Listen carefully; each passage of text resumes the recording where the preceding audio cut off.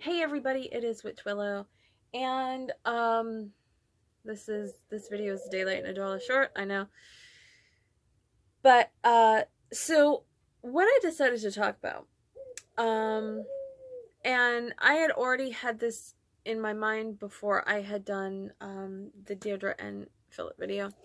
I wanted to talk to you guys about healing spirits and guardian spirits. Now, healing spirits and guardian spirits, they can reach the same level of energy, of prescience.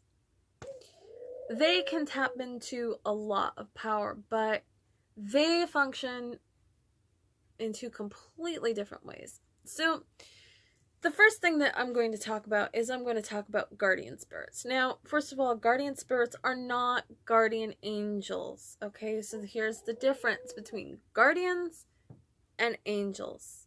And we're talking about true angels.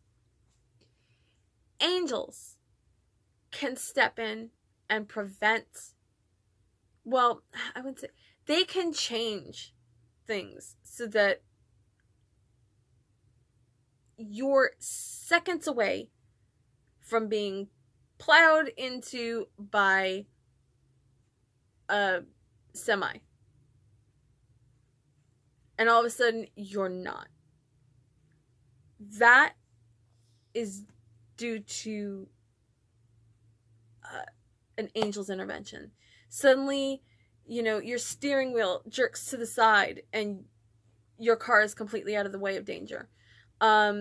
You step off a curb and a car is about to hit you and you're yanked back and you turn to look and there's no one there.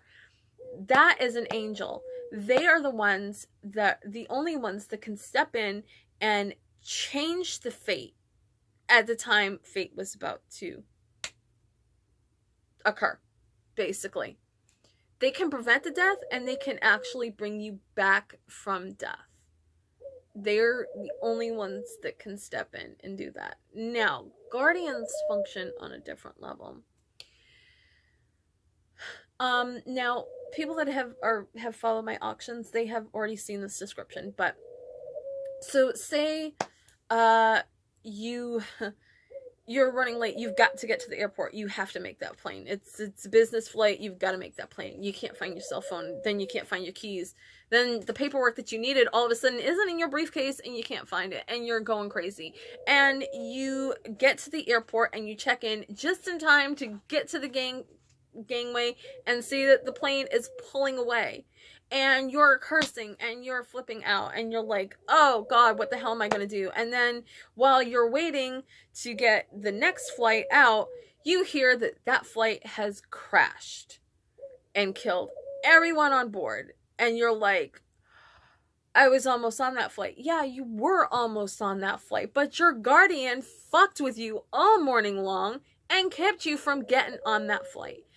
Guardians are the ones that give you that feeling when you get that, like, oh, this doesn't seem right. I shouldn't be here right now. There's this vibe in the air that is telling me I should go. And you go and you hear that there was like a mass shooting like 5 minutes after you left. And you had no reason to feel that anything was wrong. Everybody was okay, everything, but you just got this feeling, I gotta get out of here, like, right now. It is your guardian. They cannot step in and change fate, but they can keep pushing, stop it, don't do this, don't do this. That is as far as they can interfere, okay? They cannot change fate, they cannot bring you back from the dead, and they cannot stop death. But they can prevent you from getting into a situation where death can happen. But you have to listen to them. You have to, if something keeps happening, you have to say to yourself, you can't keep plowing ahead. You have to say to yourself, oh, why is this happening? Why aren't things going right? Maybe there's reason things aren't going right. Yeah, there is reason. Your guardian is making things go wrong to like keep you from doing this. So that's guardians. And I had the first time I came across a guardian spirit, I asked her, I was like, so what is the difference between guardians and angels? I'm like, do you still like report to, God and what have you? She's like, well, sort of. She says, we get orders, but we don't have to follow them. She said, when angels get orders, they have to follow them. She says, we have the right to blow it off or say no or, do our own thing. And I said, okay, so let me try to understand this. I'm like, say God and heaven are Scotland Yard. And the guardian division is special branch. So while you're a division of Scotland Yard, you are off doing your own things and you might get a directive, but you don't necessarily have to take that directive because you're a special branch. And she's like, yeah, that's it. We're special branch. I'm like, okay. So I got it. So they don't have to take orders from anybody. They choose their assignments. They can drop their assignments. So, and they don't have to answer to anybody but themselves at the end of the day. So, that is the difference between guardians and angels. Guardians are not angels. They do not have the same powers as angels do. So, keep that in mind. When you say you have a guardian angel, no, you don't. You have a guardian or you have an angel. You don't have both. Well, maybe you have both, but they're not the same person. Okay, so let's talk about healing spirits. Now, healing spirits can do way different things, okay?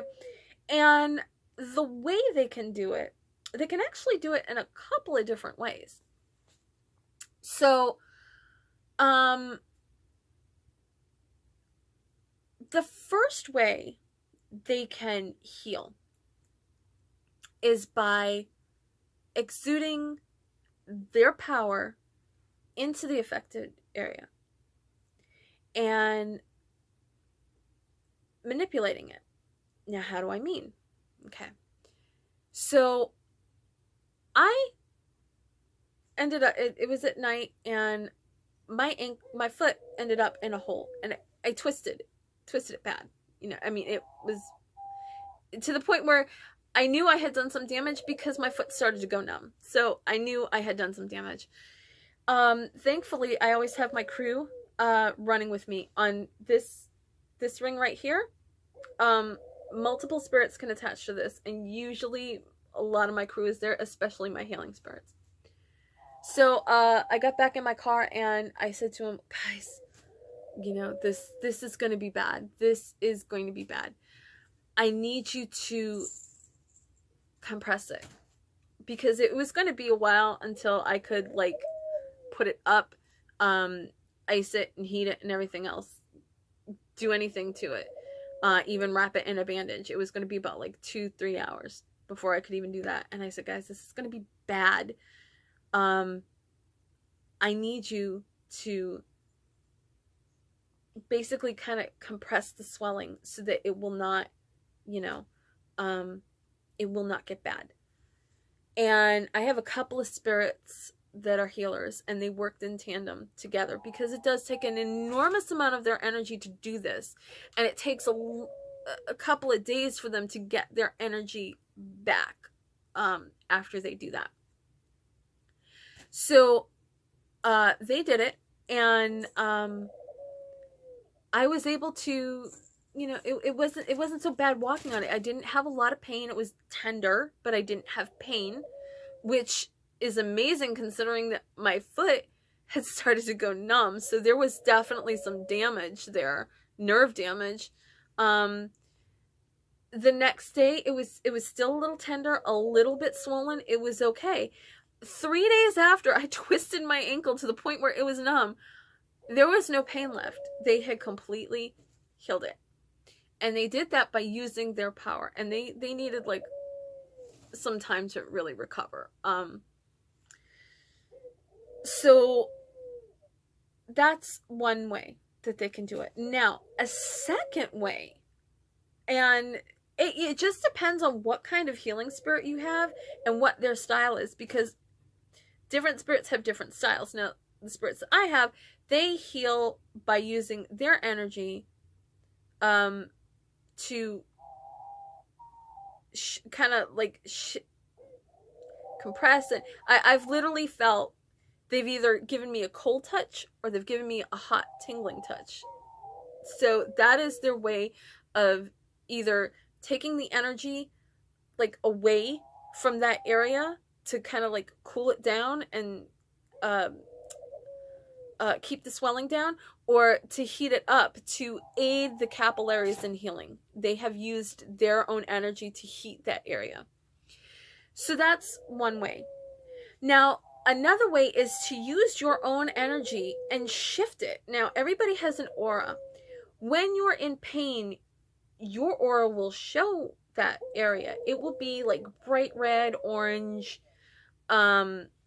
It will show exactly what area is in distress. And that area will be more noticeable on the aura spectrum than the rest of your aura. Now, when you're calm, when you're not in pain, your aura usually has like a lot of blues in it. So now the people that when they're in the physical form, the people that do this are called Reiki healers, Reiki masters, okay? And they can actually transform that into when they become non-physical humans, because that's the way they've learned how to master healing. So what they do is they take your own energy and they shift it. They shift your energy around and your aura around. And this is what my spirits have explained to me, because I've never been to a Reiki master. I'm not familiar with it, but I have had a spirit that came in that they were a Reiki master in life, and this is what they explained that they did with the auras. Now, if I'm wrong, please feel free to correct me. I've only heard this from one spirit. Okay? So what they do is they shift your aura, and they take that pain and they I don't even know how they do it, because she kind of showed me and she told me, but it's like I've never experienced it, especially in life. I've never heard like anybody explain it other than, what she was showing me. But you shift the aura around to help ease the pain, soothe the pain, and calm the pain. And you give a positive flow, I believe it is, to the aura, in that area. You kind of like change the energy in that aura to aid the healing and to take away the pain. That's what I understand a Reiki master does. I think that's what she was explaining to me. So that is another way that a spirit can heal you. Now, this is like the most advanced, and this is where people that are capable of doing this can really help their spirits and get the most benefit from it. So you have to be able to control energy, do things with energy. So basically what you have to do is you have to create a dome or a band of energy around the afflicted area. So you have to take energy from the universe. You have to take energy from the ground. You have to take energy from water, air, whatever your symbol is, your power symbol is that you normally feel most energized from. That is where you gather your energy from. And you basically take that ribbon. It's like, I don't know if this is... See, it makes sense to me because I work in energy all the time. You basically form a ribbon or a dome of energy around whatever afflicted area. And then you ask your healer spirits, use that energy to heal them. So now they don't have to use their energy. So now they can use that energy to get in there and do whatever healing process they choose, whether it's Reiki or like spirit, like actual physical type of healing. Obviously that's only for people that can control energy. And I thought about that and I was thinking, well, maybe I can help in that regard. By like maybe creating like a band with some energized stones that can like harness like perpetual energy, so you could have a band around it and they can use that energy. So I was thinking about that, and I do still have to consult with my spirits on that and figure out what would be the best way to do something like that, because you know there are the things that out there like the copper and magnets and hematite, hematite, yeah, that are said to like aid in healing and drawing positive or whatever. I've had some good results with it, but